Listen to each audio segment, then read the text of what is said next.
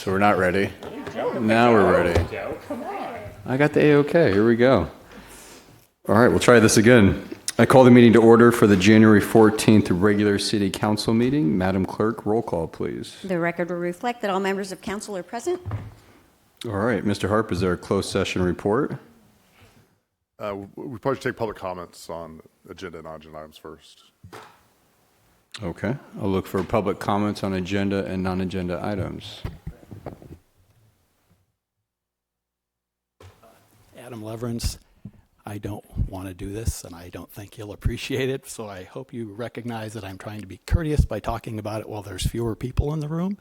On the closed session agenda is the director of HR suing the city manager, as I'm sure you're all aware, for harassment, creating a hostile work environment, disbursement of public monies in violation of the labor code, et cetera, et cetera. If I look through the complaint, the city attorney's name comes up 38 times and the city manager 49 times. And when we have the closed session report during the general meeting, I don't know what you can say, but is this being handled by outside counsel?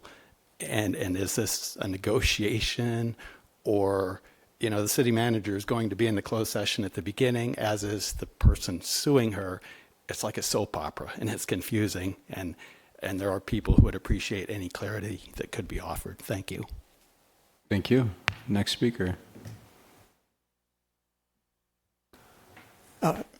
Mayor Stapleton, members of the City Council. My name is Jim Mosier.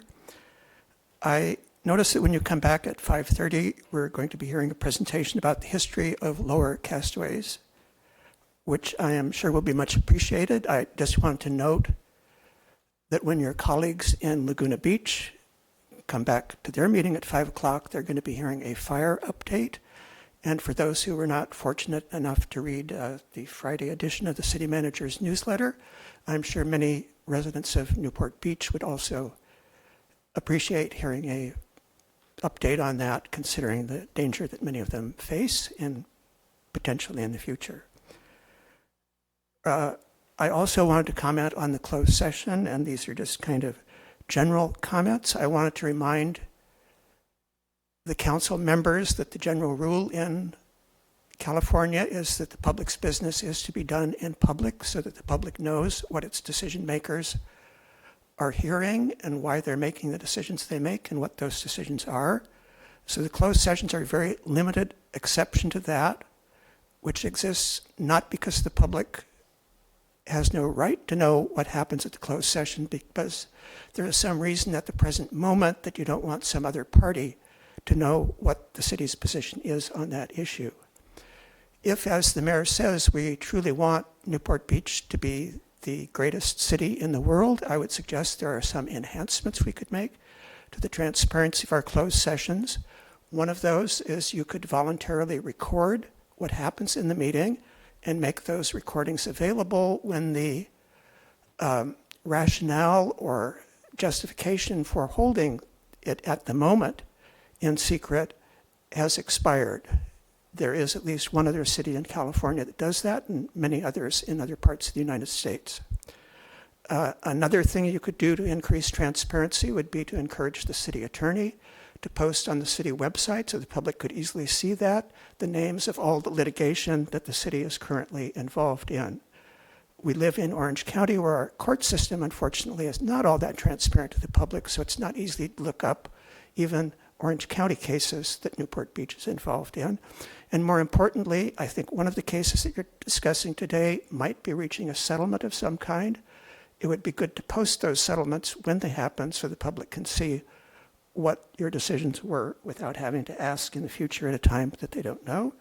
And then finally, the two pieces of litigation seem to arise, as many pieces of litigation do, from the rejection of some claim that was issued or received by the city. And I would remind you that our original city charter, section 1114, required all claims received to the city to be presented to the city council. So for many years, they appeared on the agenda so the public could see what the claims were. And one might wonder why we're not doing that anymore. Thank you. Thank you, Mr. Mosier. And I'm happy to report we will have an update from our fire chief. So I hear you and I agree. Any other public comments? Agenda, non-agenda? Okay, seeing none. Mr. Harp, is there a closed session report? Thank you, Mayor Stapleton. The City Council will adjourn to closed session to meet with the city's labor negotiators regarding negotiations with all unions, to meet with the city's real property negotiators regarding negotiations with Palmer Luckey for use of the portion of the public right-of-way adjacent to 929 Zurich Circle and 944 Via Lido Nord, and to meet with legal counsel regarding litigation titled John Doe versus Newport Beach and Barbara Salvini versus City of Newport Beach. And that's all that's set forth on the agenda under item 3A through C. The city manager and the city attorney will not be participating in the Salvini versus Newport Beach matter this evening. Thank you. Okay, so we'll stand recessed until 5:30 for regular meeting. Thank you.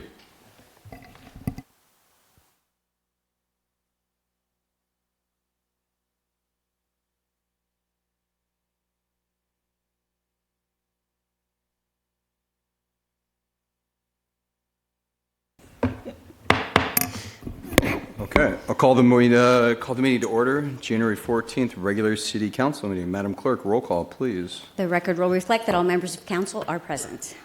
All right, Mr. Harp, is there a closed session report? Yes, we didn't finish things up today, so we're going to come back after the meeting before adjournment and consider items 3A through C. And that'll happen at the end of the meeting before adjournment. All right, terrific. All right, now is the time for the invocation by Pastor Phil Eskins, the Lighthouse of Costa Mesa Church of the Nazarene. Mayor Stapleton, esteemed City Council, I always consider it a real privilege and an honor to be able to come and pray before the City Council, as I do it at Costa Mesa as well. And we have some kind of a relationship with the bridge shelter there in Costa Mesa. And my church was the temporary bridge shelter for 2 years while they were building the one on Airway. But there's a scripture in the Old Testament that has everything to do with continued success for any city as it meets the challenges of the new year. And boy, do we have some challenges, huh? And this verse speaks clearly of the need for city, government, and the faith-based community to work together as partners to help solve some of our community's greatest challenges. The scripture is in Micah 6:8, and I'm reading from a more contemporary translation. It says, "But he's already made it plain how to live, what to do. What God is looking for in men and women is quite simple. Do what is fair and just to your neighbor. Be compassionate and loyal in your love, and don't take yourself too seriously, but take God seriously." Can we pray? Dear Heavenly Father, we thank you so much for this time before this City Council and the constituents of this great city of Newport Beach. Father, we just pray that you would give the City Council and the leaders of this city the wisdom, the godly wisdom to make the right decisions that would benefit all of its citizens. And Lord, we just thank you for the opportunity, and we ask you to bless them and guide them. The Bible says the steps of a righteous person are guided by the Lord. So we pray for this invocation that you would do that in their lives. And we pray these things in Jesus' name. And everybody said amen. Amen. Thank you so much. Thank you, Pastor. All right, I think we got the Webelos here, Pack 108. Are you guys here? Come on down. I love this. I think we got to make this a tradition every meeting.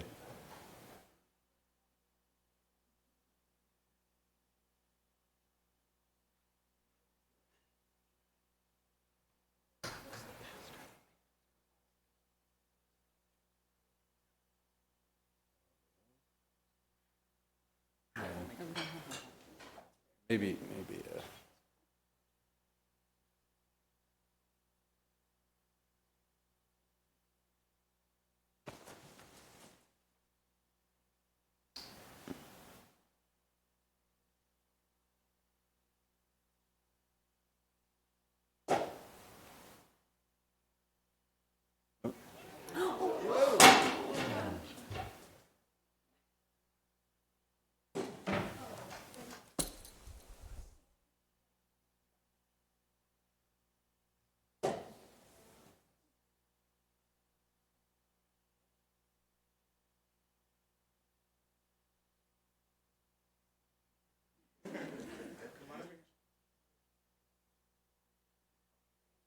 Yeah, no, please lead us in the Pledge of Allegiance, yes.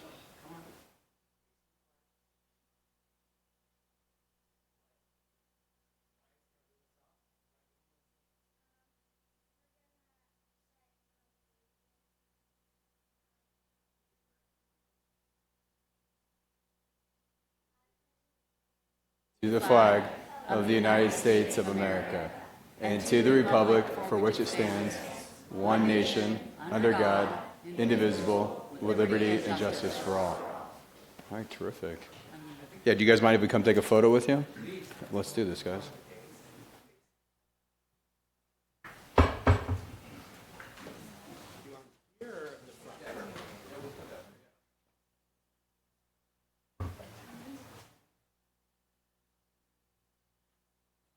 Oh, thank you.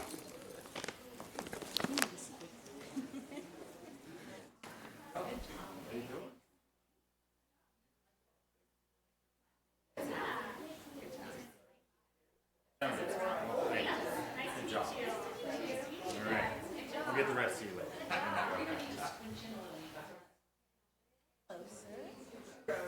So we come in. Let's here. Take 2 steps forward real quick. There we go. There we go. Let's. All right. Perfect.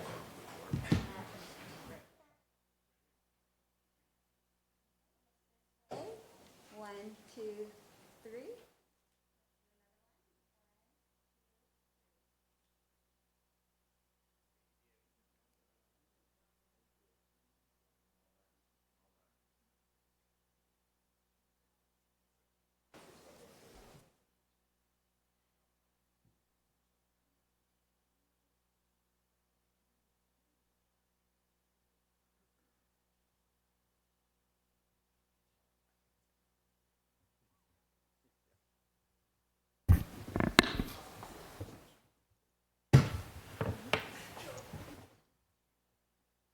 Okay. All right, well, thank you, Webelos Pack 108. Much appreciated. Okay, so now is the time for our very own Bill Abdel to come up here and give us a little history of the city of Newport Beach. This is something I'm very passionate about and excited about. This is going to be the theme throughout 2025. So the idea is to celebrate Newport, and in order to celebrate Newport, I think you have to better understand your past. So Webelos, take some notes. This is important history for the city of Newport Beach. But my goal is during every city council meeting, individuals like Bill Abdel. Bill's a local historian who founded Newport Beach in the Rearview Mirror, which produces popular videos and a podcast about the events and the people, famous and forgotten, that have shaped Newport Beach.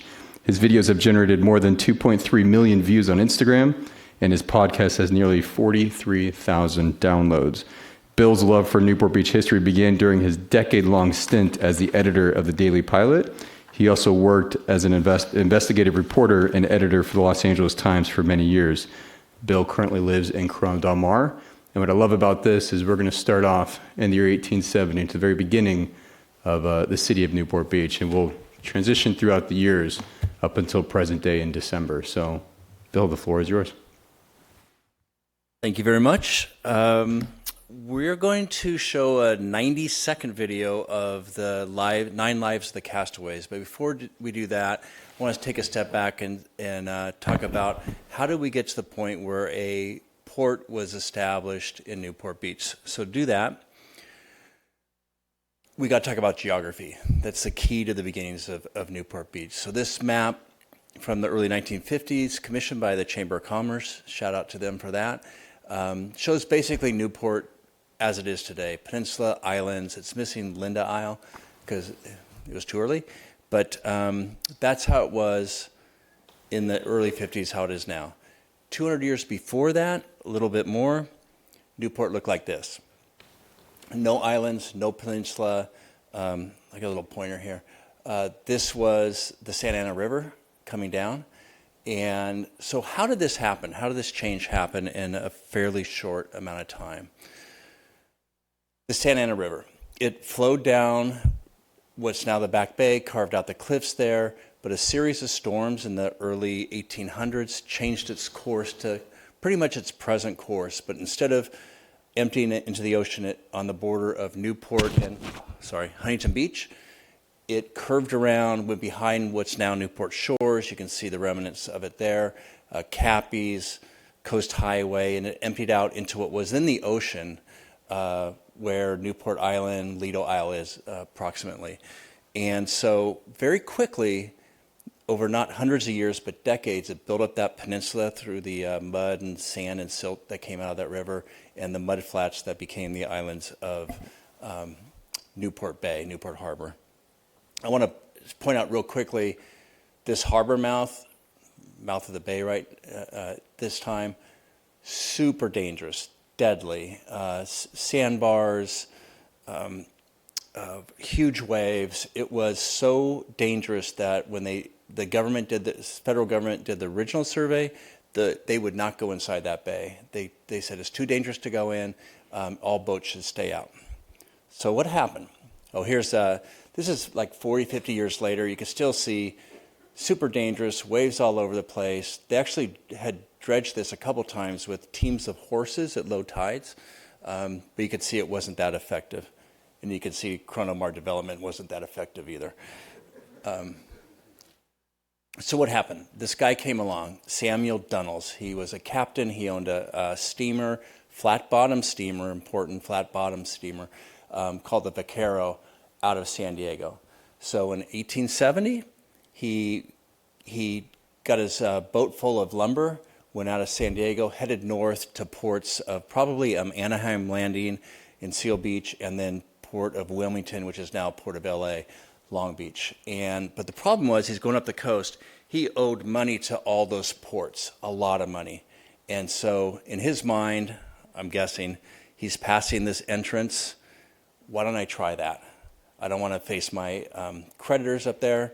Let's see if I can find a new port. So it had to be high tide. It had to be not a lot of waves. And he managed to navigate the harbor mouth. Oh, my pointer's gone. And then traverse the bay all the way up to Newport or Lower Castaways now, and made a landing there. Word spread quickly among the ranchers, farmers, merchants that there's a boat of lumber that happened to come into Newport Bay. It was the first commercial ship ever. Everybody's super excited because they didn't have to cross the dangerous Santa Ana River to get to the ports farther north. So this is Orange. It's not Orange County at the time, but this is Orange County's own port. And he quickly sold out of lumber. So the demand meant that new port was viable.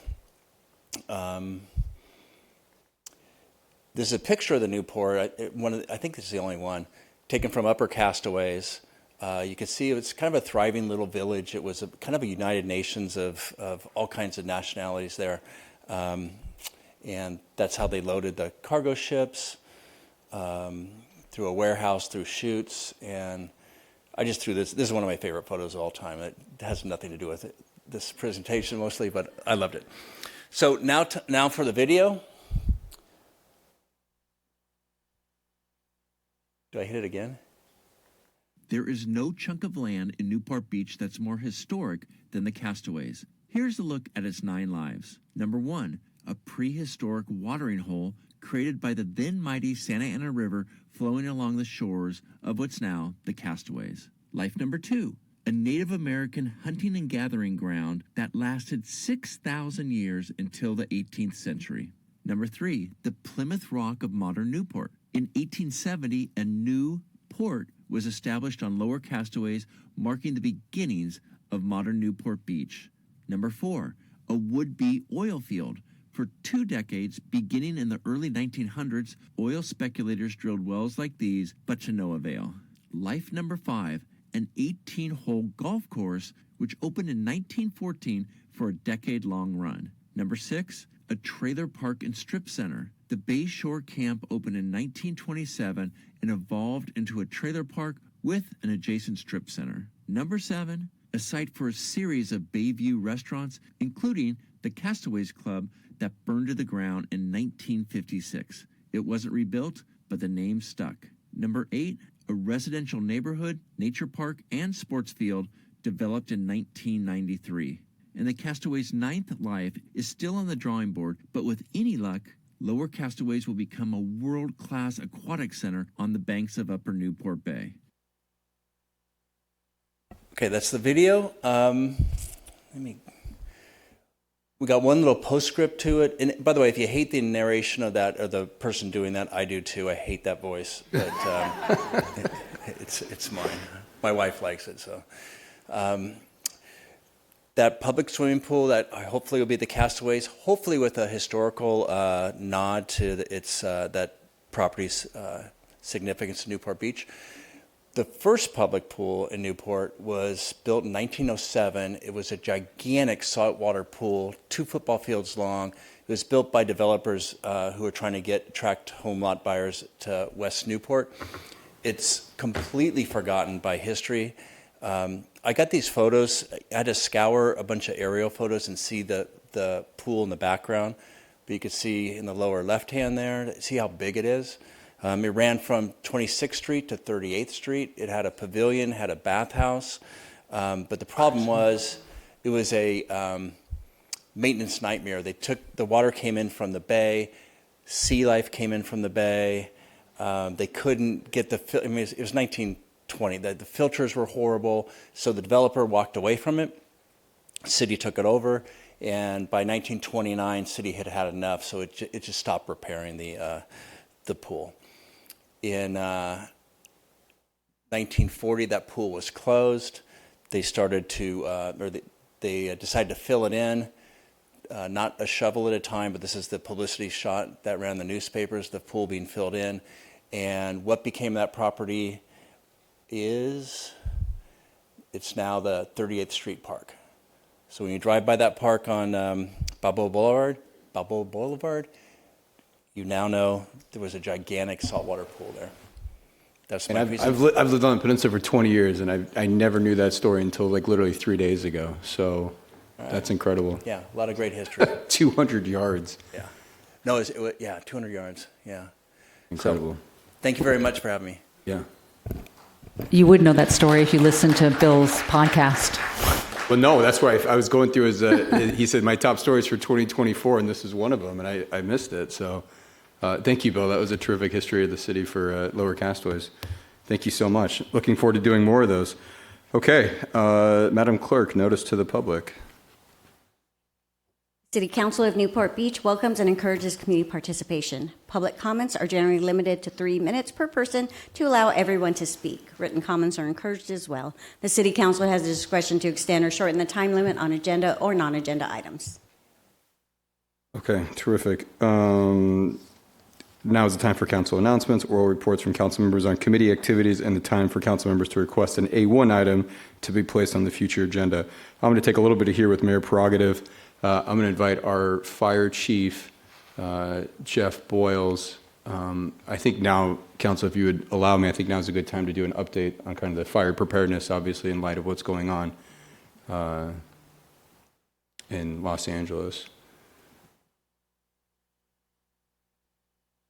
And then after the chief, we'll have the director of utilities, Mark Koivic, will talk about our water situation as well. Thank you, Chief. Okay. Good evening, Mr. Mayor, members of council. Good to see the new faces. Welcome to 2025. My name is Jeff Boyles, your fire chief. Thank you for allowing us the opportunity to provide an overview on the city's wildfire preparedness response and water system capabilities tonight. With me is Fire Marshal James Gillespie and Utilities Director Mark Vukovic will join us as well, who each will provide a brief overview of their respective areas of expertise. Additionally, Public Works Director Dave Webb is here to provide any additional information or field any questions on city infrastructure.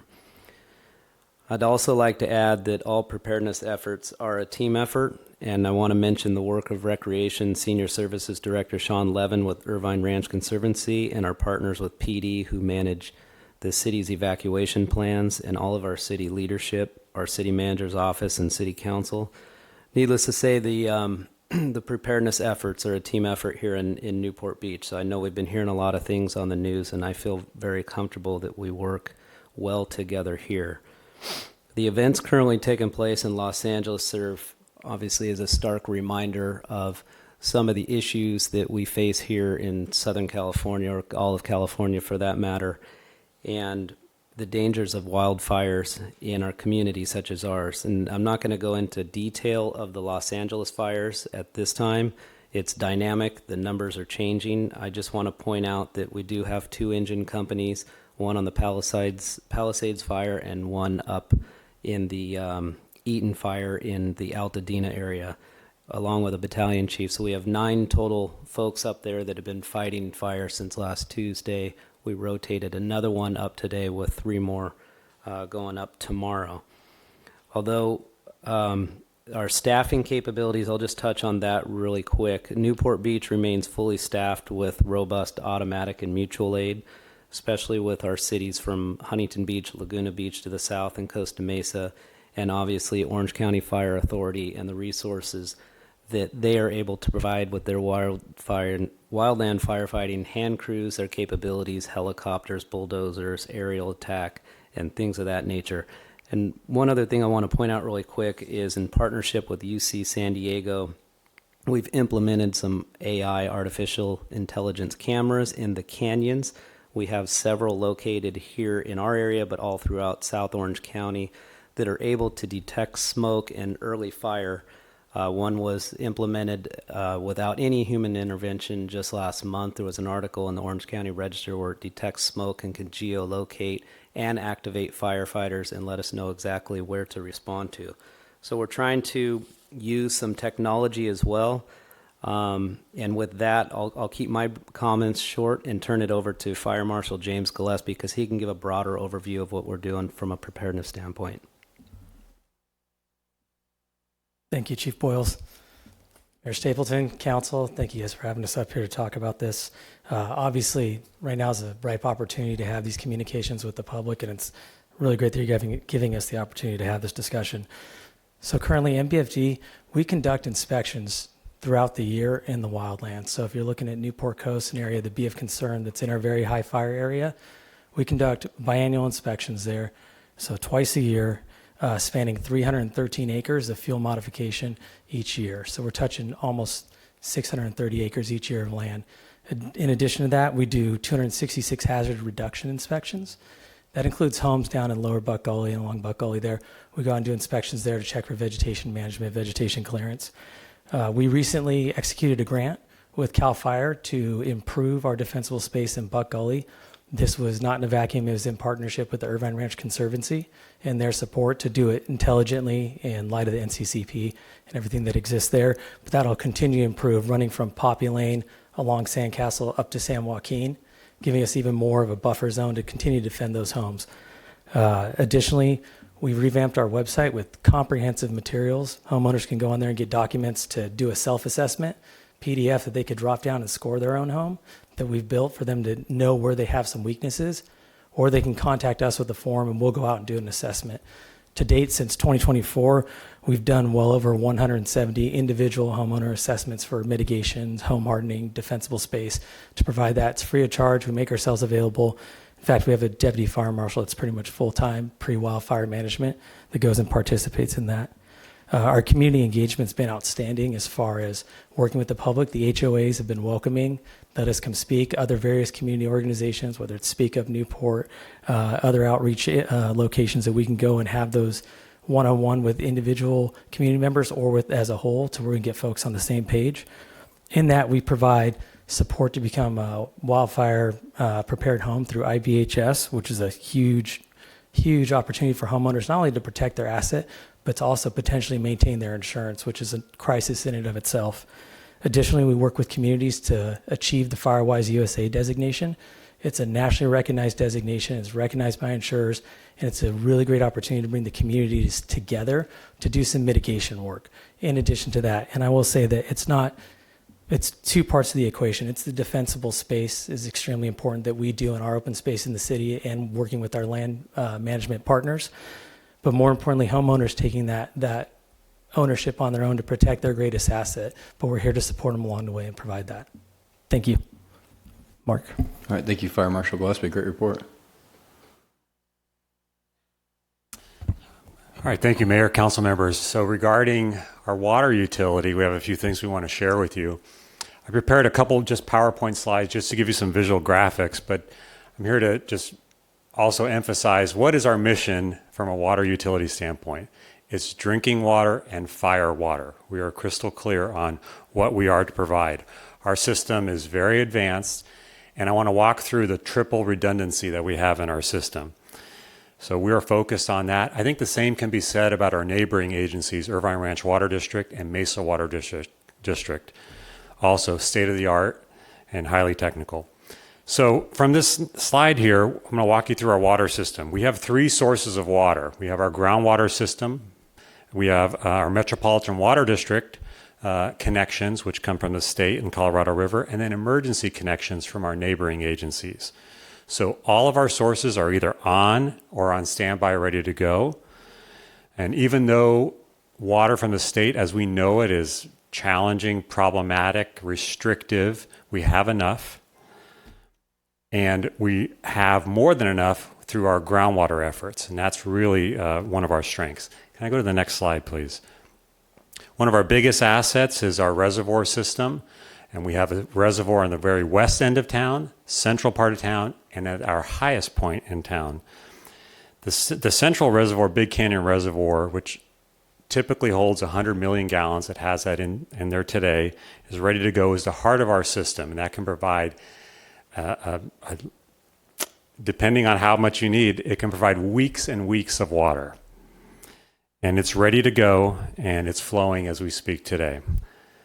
Next slide.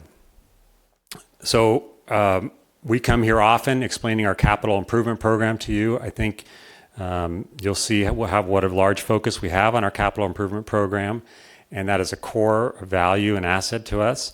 Our pipes are sized for firefighting, for fire flow. We have 5 different methods, 5 different pipes to get water just from east town to the west end of town. Every neighborhood has at least 2, and in most cases 3 different pipes that serve them. So we understand power reliability is a huge factor, and it's an issue. And so we've invested over the last several years in putting in backup generators with all of our pumping systems. A large investment, but a very worthwhile investment. Every system is online, every system has been tested, and it's ready to go. We've gotten a lot of questions about fire hydrants. Every single one of our fire hydrants is also tested annually. It's run, it's actually operated, water is flown through it, and then we document that. Next and last slide, just regarding our staff. You know, our staff is trained and certified for this. We're focused on those 2 missions for drinking and fire water. I want to reemphasize the point about communication between the utilities, public works, and fire department. We have a backbone, often and frequent communication and collaboration system with the fire department. They know us, we know them. And I think that's a huge value. We monitor the weather as well so we can make adjustments. We've talked about power, try to make our repairs as quickly as possible. And the last point I want to make is your utilities department is available and reachable, and you can talk to us. There's a direct phone number. There's no phone tree. You can call and ask a question. Like we've talked to dozens and dozens of people over the last couple of days. How does water get to my neighborhood? What if that pump doesn't work? What if the electricity doesn't work? What are your backup systems? We'll walk you through each one of those for your specific neighborhood, and you can call and get a direct person to talk to. And that concludes my presentation. Happy to answer questions. Awesome. So just for the record, this wasn't on the agenda. So, Councilman Grant, if you've got, you can make brief comments, but yeah. Just thank you for those presentations. I wanted to mention I really appreciate the work being done by our Fire Marshal Gillespie, the fire department in general, and water and all the departments. But it was remarkable to me to understand. I mean, we think of ourselves as a water community, and it's remarkable to understand that so much of our community are in compromised fire maps, and how that really greatly affects us on so many levels with respect to homeowners insurance and just home safety. And knowing that you're tasked with the Fire Safe Council, if that's the correct term, and how much work you've been doing on that, I'm really appreciative on behalf of our residents that you're doing that. And I'm hoping that that initiative and effort can grow to expand past what's really been a focus in, I feel, Newport Coast to other communities that like I mentioned, there's so many communities in our city that are compromised from a fire standpoint, and we're not just all living on the water or have that the benefit of that. So thank you so much. Okay, terrific. Well, thank you to all three of you for the presentation. I think it's going to go a long way with the community, and thank you for what you do on a day in and day in basis. So thank you. Okay, with that, I'll look for council reports. Councilman Weigand, do you have any comments or announcements on reports? Nothing to report. The only one that was missed in that discussion is RPD did send a couple units up to help with public safety issues in LA. So thanks to them and all of our first responders for assisting the rest of Los Angeles. Sure. Okay, terrific. Councilmember Parto. Thank you. I just want to thank all of our first responders and our public works. It's been a challenging week, even here in Newport and definitely everywhere else. So thank you so much for all of your hard work and tireless efforts. And I attended the first water quality committee for January. It was great to hear more about what's happening with the trash wheel, and I'm excited to hear how we are making efforts to keep our very clean water even cleaner.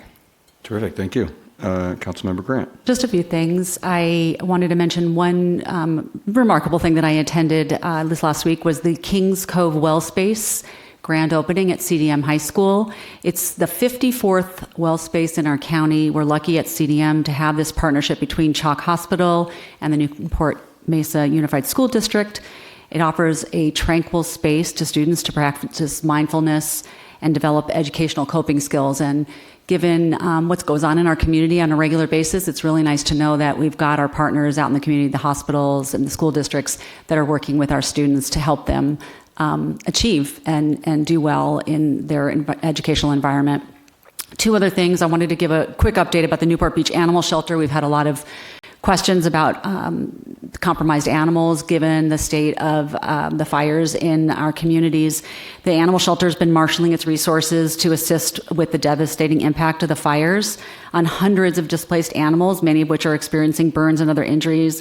These animals are flooding animal shelters throughout the Southland. Last week, Newport Beach staff took in animals from overflowing shelters and delivered much needed resources as well to these shelters.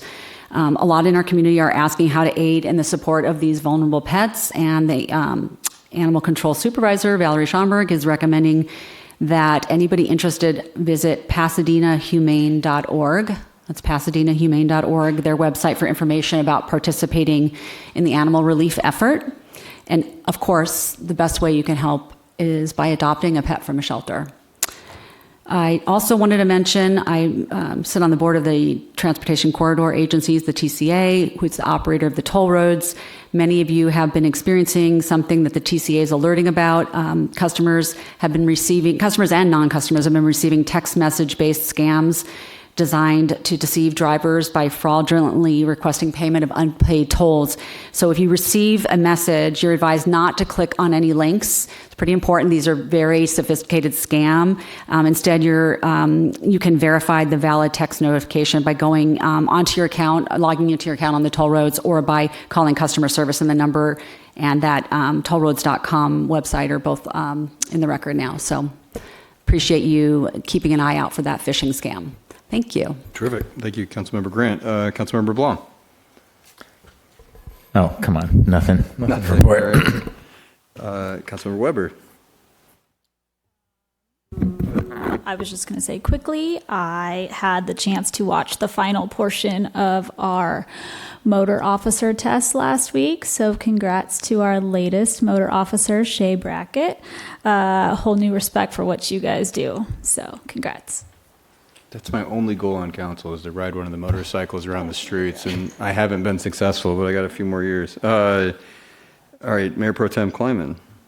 Thank you. I'll echo all of the sentiments from up here.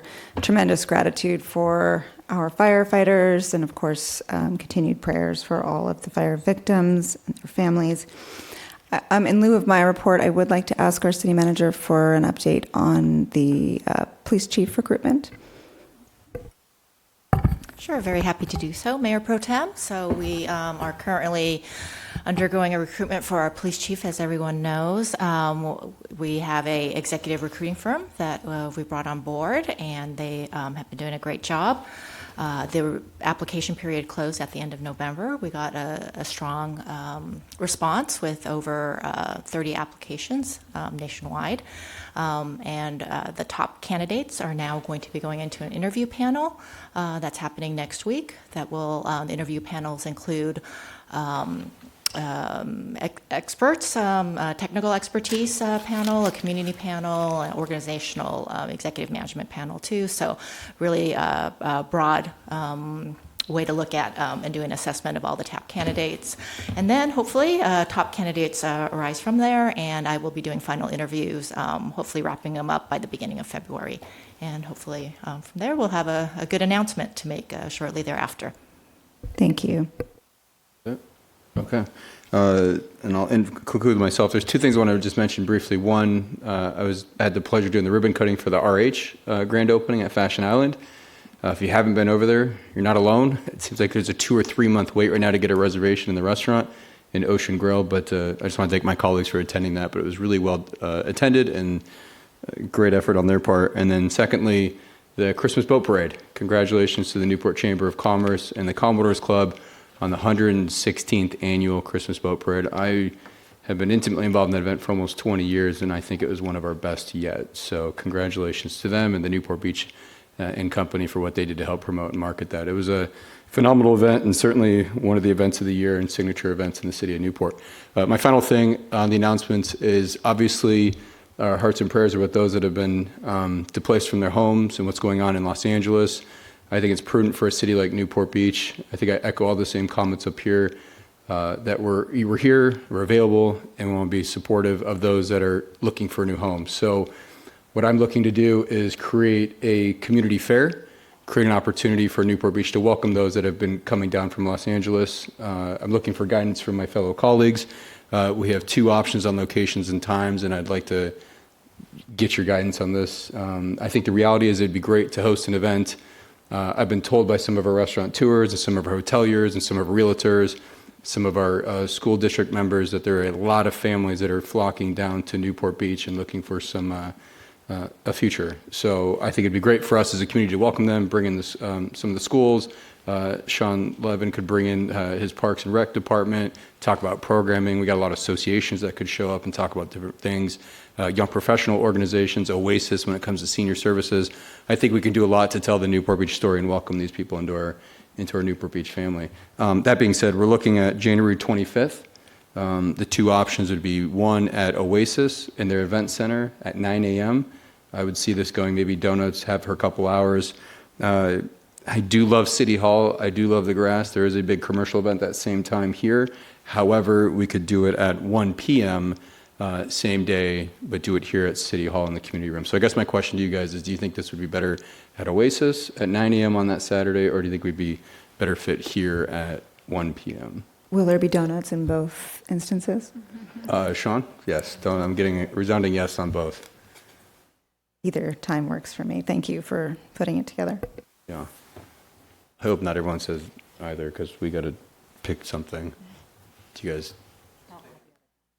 down? Okay, we're going to do Oasis 9 a.m.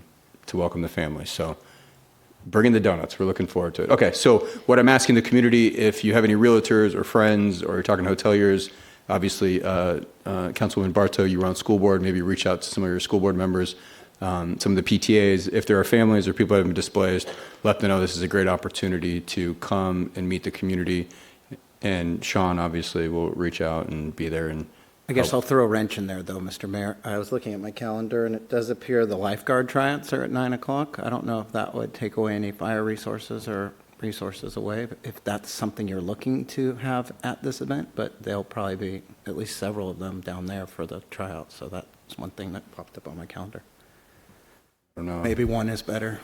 If that, I don't know if the chief would think there'd be any resources lost. I think it's more important we get the families there than, I think we can get some fire resources, but I don't know, is 1 o'clock, it seems 9 a.m. might be easier for families than 1 o'clock. I was just throwing it out there as something I saw on my calendar. Okay, well, let's just do 9 a.m. Oasis. But thank you, Councilman Weigand. I think that's a good point. Okay, so January 25th, 9 a.m. Oasis. Let's look for an opportunity to welcome those families. Okay, Madam Clerk, please read the notice regarding public comments on consent calendar. This is the time in which council members may pull items from the consent calendar for discussion. Those are items 1 through 18.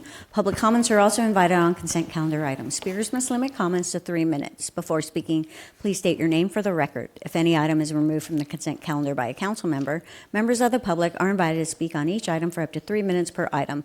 All matters listed under consent calendar are considered to be routine and will all be enacted by one motion in the form listed below. Council members have received detailed staff reports on each of the items recommending an action. There will be no separate discussion of these items prior to the time the City Council votes on the motion unless members of the City Council request specific items to be discussed and are removed from the consent calendar for separate action. Okay, terrific. Thank you. Councilmember Weigand, do you have any items to pull from the consent calendar or conflicts to announce related to items 1 through 18? No, I do not. Okay, seeing none. Councilmember Bartow? No, I do not. Okay, Councilmember Grant? 4. 4. Okay, Councilmember Blom? I have none. Wow. Councilmember Weber? None. Okay, Mayor Pro Tem Kleiman? I have none. Okay. I will just make 2 quick comments. I'm not pulling these items, but I do have a photo for item number 10. This is the 38th Street and Lake Avenue Landscape Improvement Project. We have a before photo that I think you guys are seeing now. So this is what the entrance to Newport Island looked like for a number of years. This was a project that has been it's been in the works for a while, but I'm proud to announce, if you go to the next page, next slide, this is what it looks like now. So much more welcoming to the entrance of one of our beloved islands, Newport Island. So congratulations to staff and congratulations to those on Newport Island. This is a big step in beautifying that entire area. And then item number 14, this is the dredging project in Newport Harbor. I just want to give a lot of credit to our staff and great job, Chris Miller, Dave Webb, and everyone else, and our harbor master. You guys, yeoman's effort on this and way to carry this. A lot of community support obviously went into this, but I've told you guys I want to be there, hit the button when we start dredging the harbor, but I'm excited to partner with the Port of Long Beach and the private project up there to get this done. So congratulations on your hard work. Hopefully we'll get this done. So very excited about that. Okay, do I have a motion? No, we'll go to public comments after a second. Okay. I will go ahead and move the consent calendar, except for item number 4, which was pulled by Councilmember Grant. Okay, do I have a second? Okay, Councilman Weigand. And Mayor, the amendment to item 1, please. Oh, yeah, with the amendment to the minutes. My apologies, including, yes, amendment to number 1, the minutes. Thank you. And I'll second. Okay. And you'll second that? Okay, great. We will now have public comments on consent calendar items 1 through 18, excluding item number 4, since that has been pulled. Good evening, Adam Leverance. I just wanted to touch on item 3, which is a resolution updating the list of designated employees for 2024 under the city's conflict of interest code. Everybody who's been on the dais for a while doesn't need to hear this, but so the 2 new faces on council know where I'm coming from. I advocate that governments should not only avoid impropriety, but avoid the appearance of impropriety. I think this fosters a higher level of trust and faith in government. And as you go through your terms, I hope that you look at things and recognize what may not look quite right to people and then kind of consider that as you make your decisions. And then on consent agenda item 5, which is a resolution approving amendment to the key and management compensation plan for sworn police employees.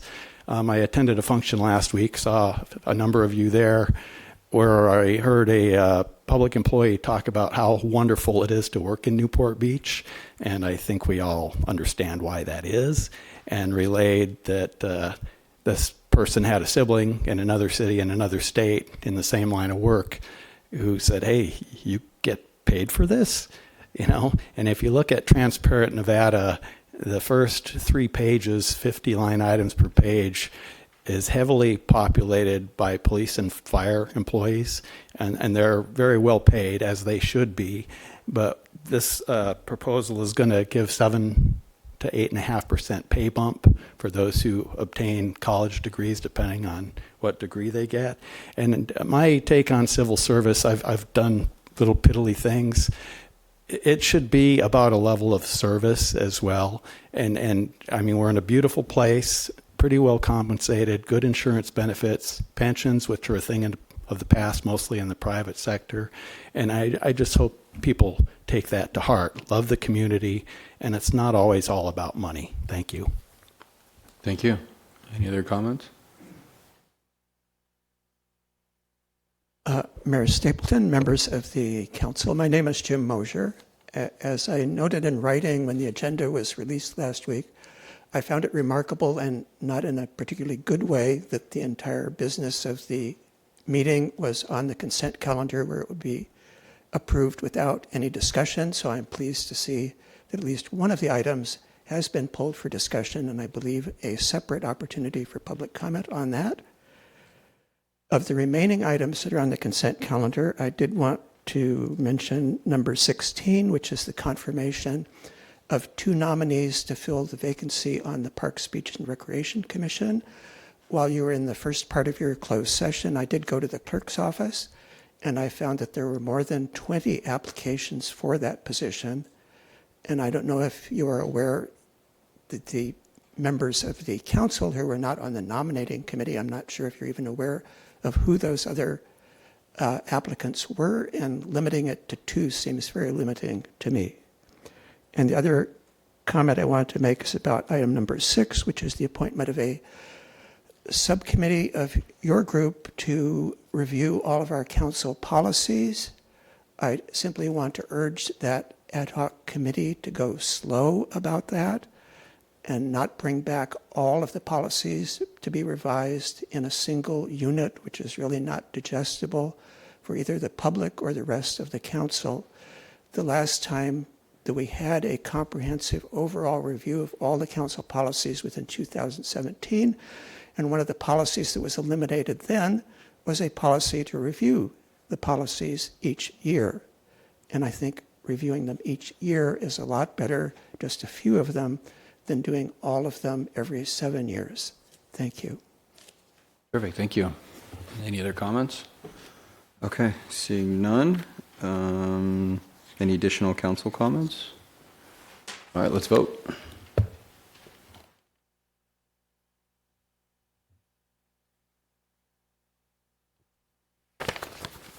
The motion carries unanimously, 7-0. Okay, terrific. Item number 4 was removed from the consent calendar, so we'll start with, do you want a staff report?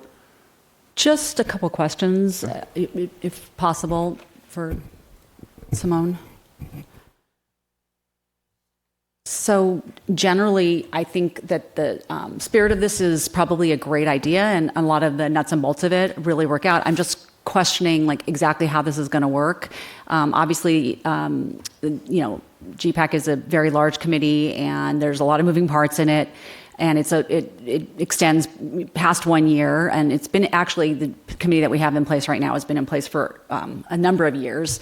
I just maybe you could fill in a few of the blanks about how this will work. I'm assuming that everybody's not going to have to reapply every single time. That's one kind of line of thought I was having. And then the other line of thought I wanted to answer is, if we didn't do this, but we felt that there were members that either weren't fulfilling their commitment to the committee for reasons of, I don't know, maybe a larger number of absences or for other reasons, do we need something like this to actually continue the work of the committee? Can we remove people or replace them for other reasons than as this structure sets out here? Certainly. Thank you, Councilmember Grant. So as far as what the proposal is, so the process would be that the city clerk's office will go ahead and issue a notice of vacancies, and that'll solicit applications. The clerk's office will actually reach out to the current members and ask if they still want to be considered, because they've already filed their application once, and we have that on file. If they still want to be considered, and they'll be considered in good standing, and they'll be added to the list. So the clerk's office will reach out to the current members, at the same time take in new applications. Once the clerk's office goes through all the applications, determine that they're all in good standing, that will be given to the mayor, and the mayor has discretion whether to make a selection based on the list that he has, or he can form an ad hoc committee, or he can do anything else that he feels that is more appropriate to make that selection. And then from there, whatever those applicants are selected by the mayor, they'll be coming to the city council as a recommendation. And right now we're scheduling for February 12th to come back to the city council. Okay, so that's basically the standard process that we do for any appointments to boards, committees, or commissions as they come up every 2 to 4 years. And I like that process. I'm just wondering, are there any other committees where we sunset that those members have to reapply every single year? It seems pretty onerous, a lot of work, and especially since there's so much institutional knowledge that's gained as we go into the year. Like if you're starting at year one, and just the learning curve for somebody on the GPAC committee is so great. I'm just wondering the utility of that compared to this like wholesale re-upping it every year. So I think that with the clerk reaching out to the current members, I think there's an opportunity for the current members to continue serving as the GPAC members. Is there a learning curve? Of course, but we always do get new members after the one member terms out. So it's not unusual for a new member to come on board. We've had members as part of the GPAC that decide it's not for them and they've quit, and we've had to go kind of cycle through. I think this item is important for us because what we've done is change the number of participants, and now we have a range from 20 to 30. And correct me, Ben, we've always had 30 before? So in the past, we've had to maintain 30, and that's been kind of challenging to maintain that 30 because people, sometimes they voluntarily resign and they don't want to participate. The item we think is important because now we have a range between 20 and 30, depending on how many applicants we get, we can land in between that. Yeah, I agree with you. I think less is probably a better, that's like a separate piece of this. The idea that they all be reappointed annually. Again, I'm not understanding I'm not opposed to it. It seems like a lot of work for staff and maybe for the mayor or other council members, but it's not objectionable from, any standpoint other than the cost benefit of, redo. And I don't know any other, maybe I'm wrong, but I'm not aware of any other boards or committees or commissions that only have a 1-year appointment. And I'm just wondering why that's the number. It's really, this is going to be the discretion of the council. And that was the A1 item to do it on an annual basis. So if the council would like to amend the resolution, then that's something that council can go ahead and consider. Okay, thank you. Can this is a bit more unusual than a PB&R commission or a planning commission. This will sunset eventually, right? When the general plan is... When the general plan is complete, this committee will sunset. Theory, that would happen at some point. We know we have a schedule for the end of the year. Yeah, so there would maybe not be another committee next year anyway. There's a possibility. Oh. Yeah, I realize that. I think that's even more reason to evaluate whether we really want to be like re-looking or reappointing people that have already been appointed. We probably only have about a year left on this committee, and so the learning curve has been kind of established. People are working on it. Again, I'm not opposed to it. I'm wondering the cost benefit of the amount of work that goes into the people on the committee. There's also a chilling effect for people on a committee if it's that kind of thing where right when they get sort of hit the ground running, they're looking at maybe being removed for I don't know what reasons. Other than because if we can already remove people for cause, I don't know what we're gaining by doing this process. Again, I'm not opposed. I just wanted more clarification. Okay, Councilman Blum. Thank you, and I appreciate the comments across the board. I think this has been a long process that pretty much never ends when we talk about the General Plan Advisory Committee. And, I understand the concerns of any of the members up here, but I think the idea is that it's an ever-shifting landscape in which the job of the city is to respond in that. And so we would like to be able to have that piece where we can bring in new members that might add something more to how we better position a general plan committee. And I've heard from both sides, both opposing sides on this issue. I think we are one of the more diligent cities in the state with what we've done. I think we have one of the only compliant housing elements.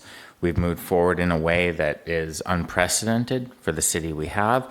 And so, I understand that there might be some trepidation in the way we're moving forward right now with this specific piece, but I think the results speak very clearly.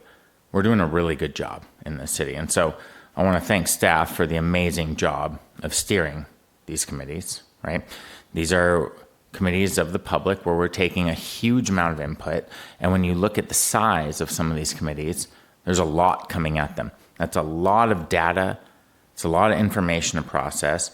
And it's, quite frankly, a lot of resources that we have to dedicate just to these things in order to build these pieces. So, where I can understand the frustration that we might have in removing some members and appointing new ones, I think that my full faith is with staff and what they've accomplished and with this board and putting the right people on there.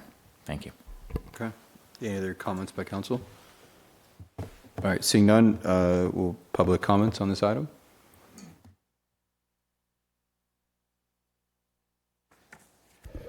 Mayor Stapleton, members of the council, my name again is Jim Mosier, and I am a member of the General Plan Advisory Committee, but I am speaking as an individual, not speaking for the committee.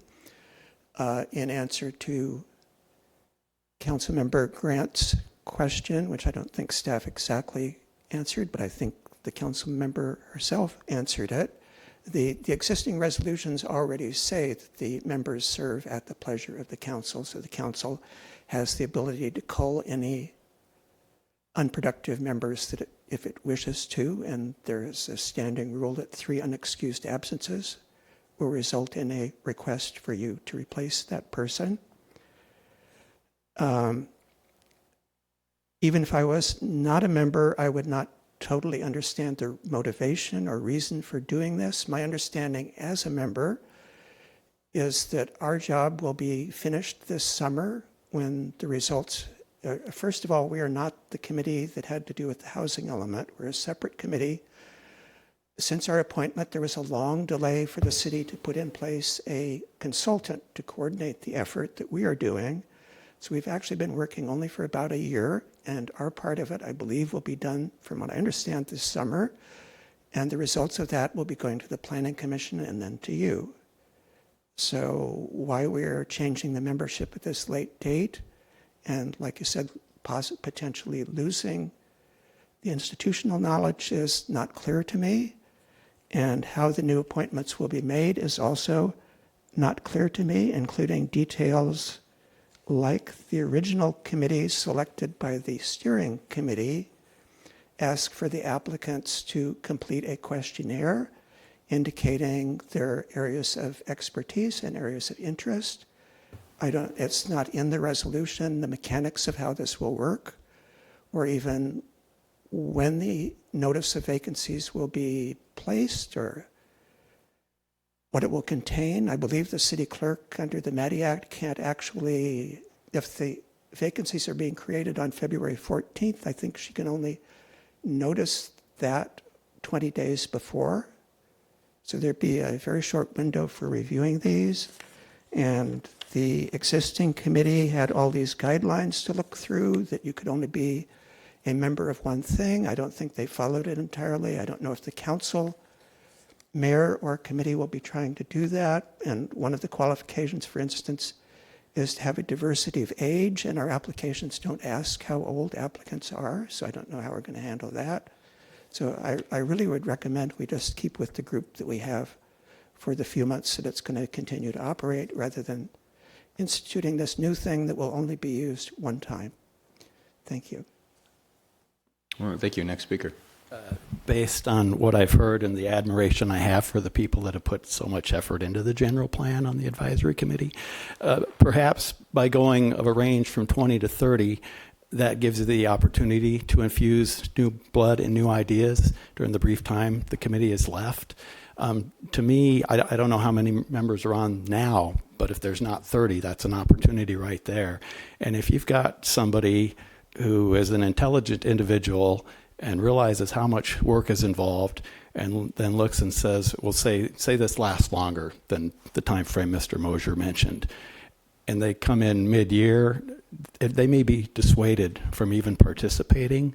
So the short time frame, hopefully it'll all be done. The committee will dissolve sometime this year, but if it doesn't, to put that every February time frame seems like it could be problematic and dissuade people that maybe would like to be involved or should be involved. Thank you.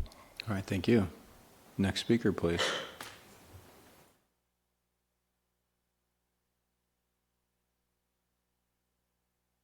Hi, Mayor Stapleton of District 1. I live in Newport Beach, Newport Shores, so I'm part of your district. And council members. I'm Virginia Anders Elmore. As I said, I live in Newport Shores. I went to the General Plan Committee meetings for the last year, and actually a couple of months ago, and I was allowed to become, or I applied, and I became a member of the committee, and I am so privileged and happy and excited to be a part of that. In my experience of this committee, we have dedicated people that are on there that have a vast knowledge of our city. They know our people, and they're just, I don't know. I just don't understand why this is coming up. And as we are going to be rounding this up and finishing it up, it just seems like a real, and it's just not needed. I think they're doing a great job. We're doing a great job. Thank you. Thank you. Any other comments? Okay, seeing none, I'll bring it back up here. Does any other council members have any comments? Seeing none, do we have a motion? You want to make a motion? Do we have a second? All right, Councilmember Weber, second. We'll go to a vote.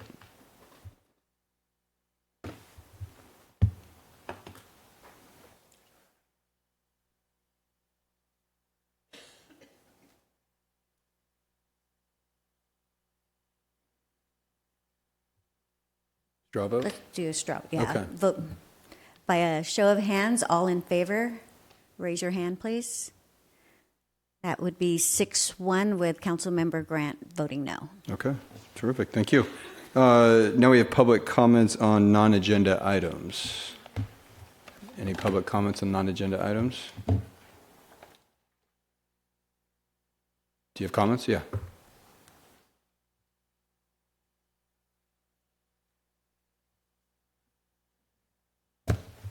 Sorry, I'm a new resident to Newport Beach, and I was just laughing earlier on when we were looking at the history, because I think I remember coming in 1968 to have a go at the Wedge, as we then called it, before we did a Janis Joplin concert up in San Francisco. I've worked in my life as a chief financial officer up in Silicon Valley. I've been involved in some of the disaster repair plans for Compact Computer when I was the assistant treasurer. I've been through a hurricane with those guys. I was actually in the Loma Prieta earthquake in Los Gatos at the time of that disaster. And looking at what's been going on recently with LA and the way the government in Sacramento has been responding, it's just telling me that nobody is really prepared. So I looked at your website, our website, and it feels as though the disaster preparedness plan is out of date. It's 2022, and it's very, very heavy legal reading. And what I'm feeling is you need a much simpler plan, a much easier plan for residents to read and be able to react to. In a situation like we've just had, obviously, with the fires, that's one example of a major disaster. The one I'm worried about, because we have property up in San Francisco, is earthquake. And earthquakes spawn fires, obviously, etc. It's a very complex area, and I'm feeling as though the city really should readdress this whole preparedness in detail. And as a classic, looking at some of the videos that are coming out up in the Palisades, you've got buildings that are just ash, but they're still having the natural gas spigot still firing up and lit, because obviously the gas company doesn't know where to shut off the main gas lines. There's all sorts of problems with a major disaster. And as I said, I went through the the preparedness plan that you had, and I was like, oh God, this is legalese. I need a simple PowerPoint plan, an action plan. And therefore, I'd say we need to get it put together. We need to have the public involved and have public meetings just to have normal humans come in and look at the PowerPoint and sort of try and understand what they should do if they have a major disaster in front of them. So I propose that something needs to be done on that basis. Okay. Thank you for your time. Any other speakers? Mr. Boas. Good evening, Mayor Stapleton, fellow council members. There's been a lot of talk about fires tonight. I wanted to introduce myself. My name is Brian Boas. I'm a resident. I'm the chairman of a newly formed foundation in our city, the Newport Beach Fire Department Foundation. We exist to support the needs of the personnel of our fire department. I'd like to express my deep appreciation and gratitude to our fire department and all the first responders, especially the crews that are on the front lines from Station 5, Station 6.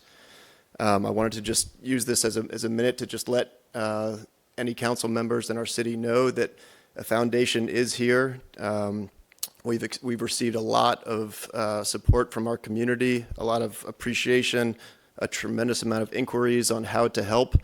And our job as this foundation is to harness these inquiries, harness the support, monetize it, redirect it back to the first responders. So we do have a website set up. We have a board, a 7-member board. We're allowed to receive, we're a tax deductible 501c3 with a tax ID, so we can accept foundations. And I was able to visit the front lines of this disaster over the weekend. I was in the Pacific Palisades and Altadena.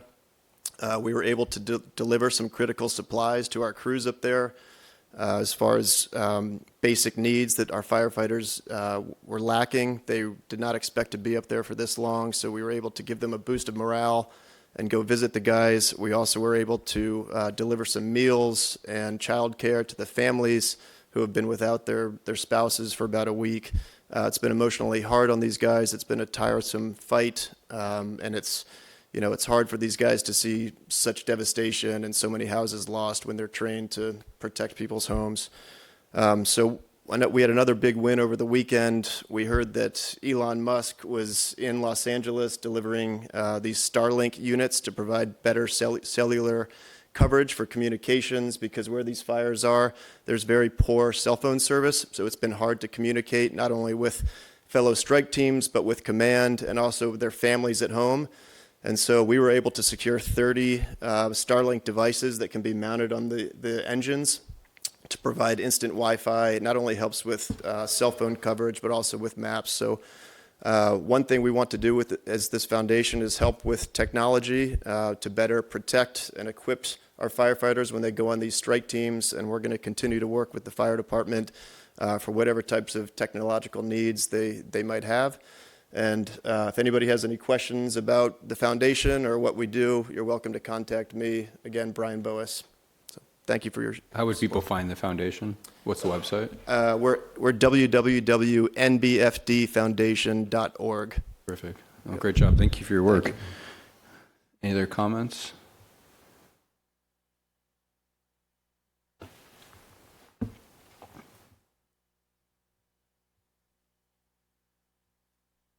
Good evening, Council, Mayor Stapleton, and Mayor Pro Tem Kleiman, and our new council members, Weber and Bartow. Congratulations on your new positions. My name is Ann Stenton.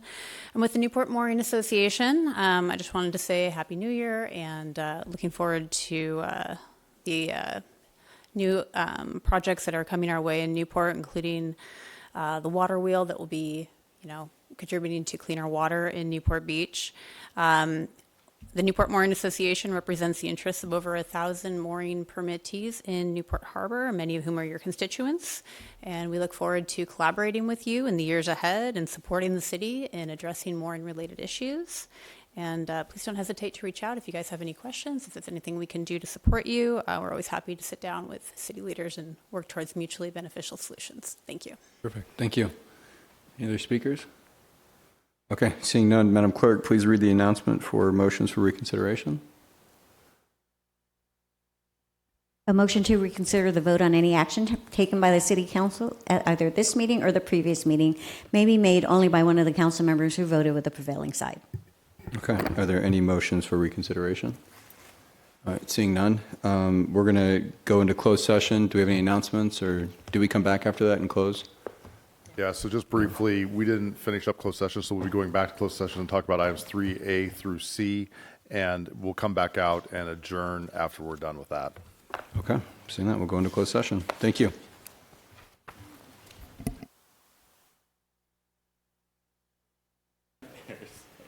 Okay, do we have a closed session report? Thank you, Mayor Stapleton. Members of the council, there is nothing to report out of closed session.